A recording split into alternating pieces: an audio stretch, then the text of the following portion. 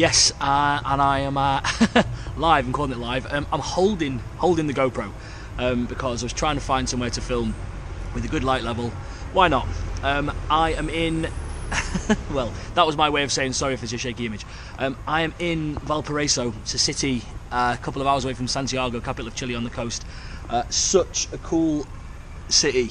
It's like the most coolest, hipstery, trendy place I've probably been on a trip. It's amazing. It's just street art and coffee shops everywhere. I mean, even just here where we are now, check out this like cool little park. I bet if I have a look over here, yeah, more street art there. That green building is my hostel.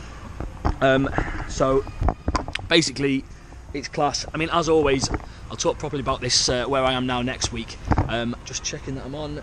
Yeah, looks like I'm on camera. But what I wanted to talk about today was an amazing few days that I had last week making my way from Bolivia into Chile. So yeah, new country, Chile, compared to the last one. End of the last blog, I'd just been spending a few more days in La Paz, where I did the amazing Death Road.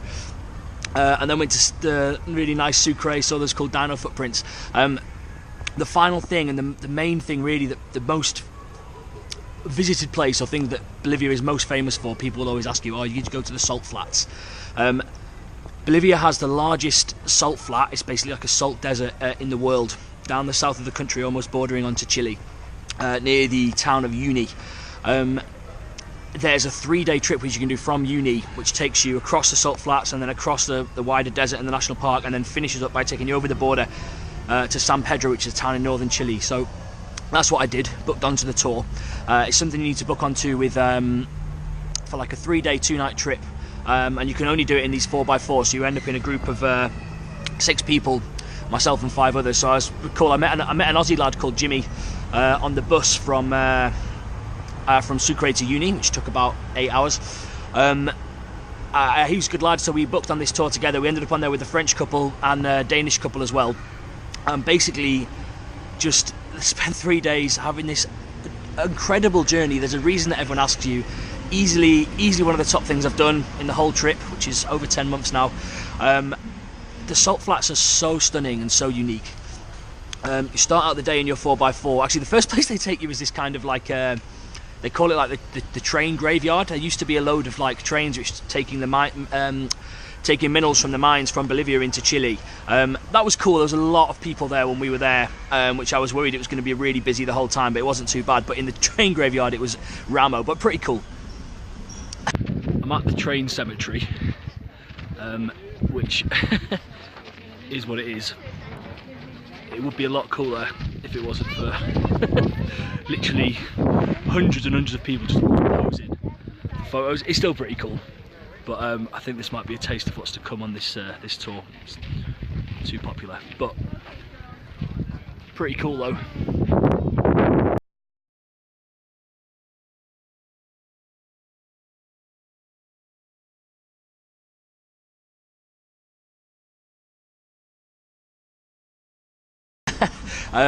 So that was a cool way to start the day. From there you just drive straight into the salt flats.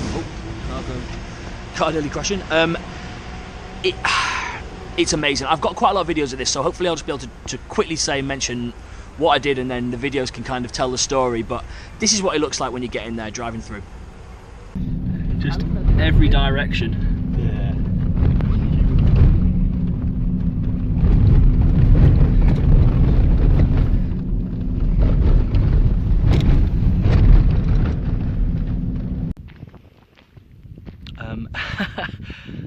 I'm on the salt flats.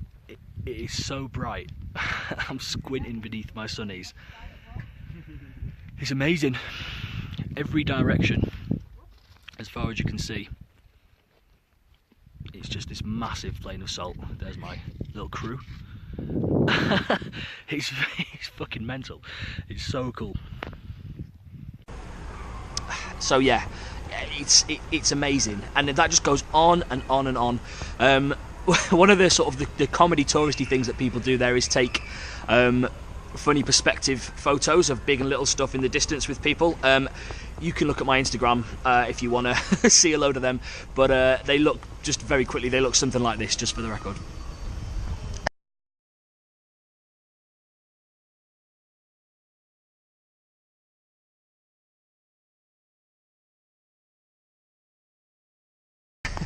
So that was that was funny.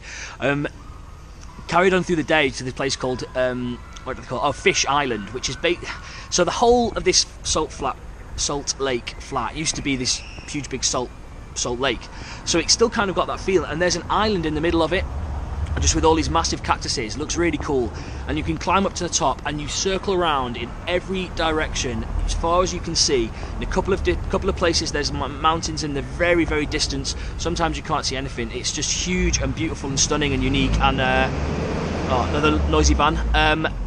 Yeah, it was incredible. So I mean, look at a couple of these videos, just so good.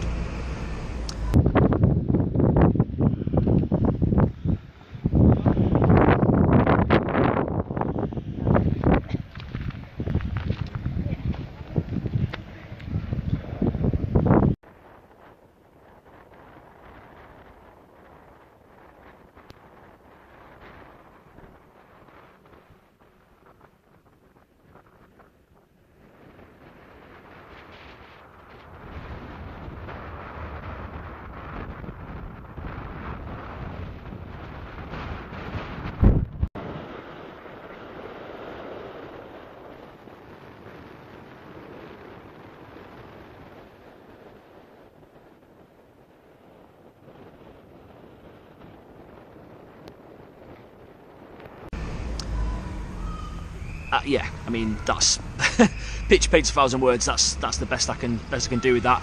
Finished the day watching the sunset, which was really really cool and really amazing.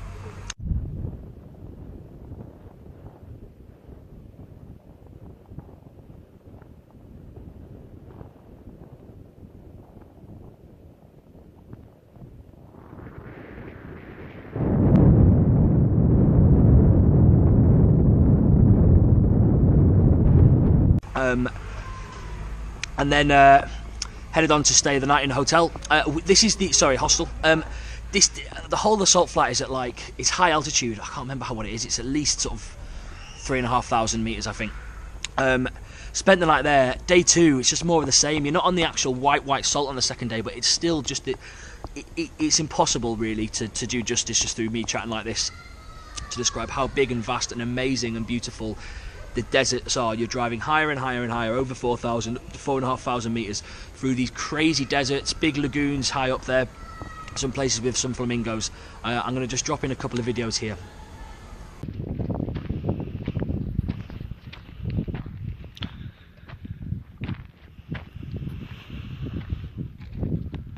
So those volcanoes are in Chile, but I'm in Bolivia.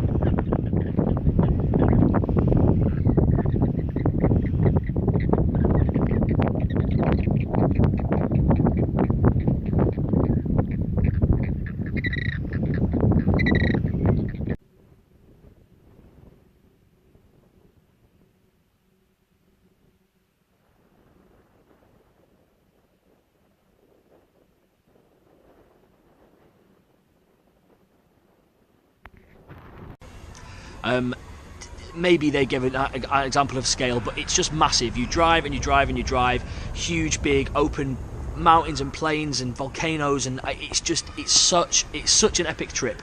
I'm really gushing about this now, but to be honest, it was just fantastic. It was so good. It's funny that I think of all the things I was looking forward to doing before I came on the trip, deserts weren't like something that I was like, oh yeah, I've got to go and see some deserts, but they've been the best things I've seen.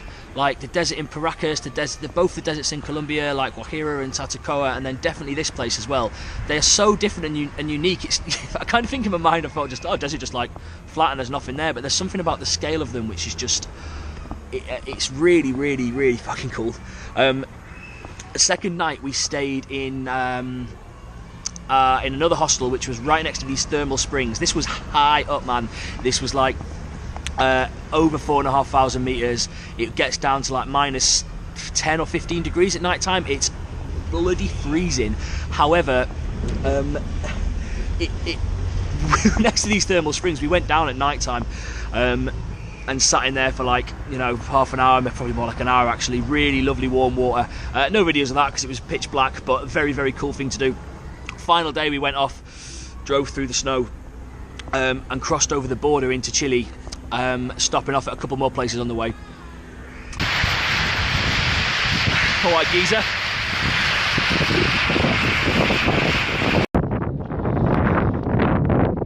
Wow, it smells so bad.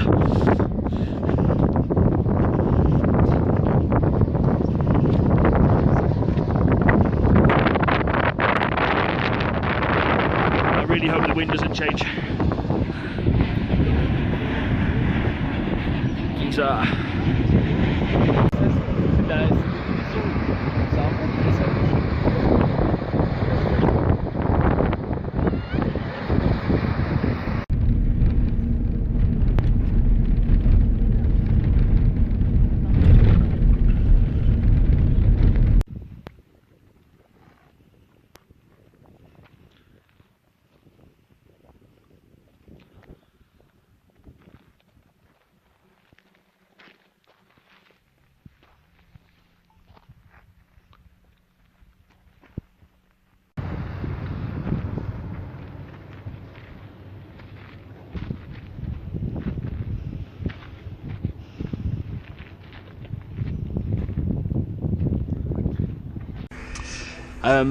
Border into Chile. It was so cold waiting at the border. We're there at like sort of 9 in the morning. It's snowing. The border itself is again over 4,500 meters. Tiny little hut on the Bolivian side. You get your passport stamped. Drive over to the Chile side, and it's like going to a whole new country. Terrible joke. But basically, Chile's got way richer, way nicer than nicer. That's not the right word, but just much better economy, more money, more looked after roads, all that kind of stuff than Bolivia. Took like an hour or two to get down to San Pedro, which is the little town in northern Chile. Really nice, cool kind of touristy town that just is a jump off point for various things, including those like geysers, lots of other things to see around the desert. But having kind of gone through the desert, I was kind of keen to get moving and head down to Santiago. I met 3 lads who were all on holiday together, a couple of German guys and a Belgian lad, Ralph, Robin and Michael. So the only thing really we did in San Pedro Atacama, which is Atacama Desert, is do a stargazing trip, which was really cool. Again, no real photos right now. Michael's actually got some cool ones of us with the long exposure stars in the background, but it was very cool. Really clear night. You can see the Milky Way. There's a guy talking you through everything with his laser pen, pointing out all the constellations, so that was pretty good.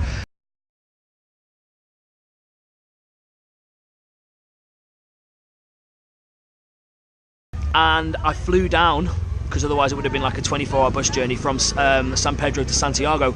So I'm going to leave my story there. I think I've waxed lyrically enough about how amazing that Salt Flat 3-day trip was. But yeah, as always, thanks for watching. I hope you enjoyed the videos. Oh god, I definitely need to talk about the top 10.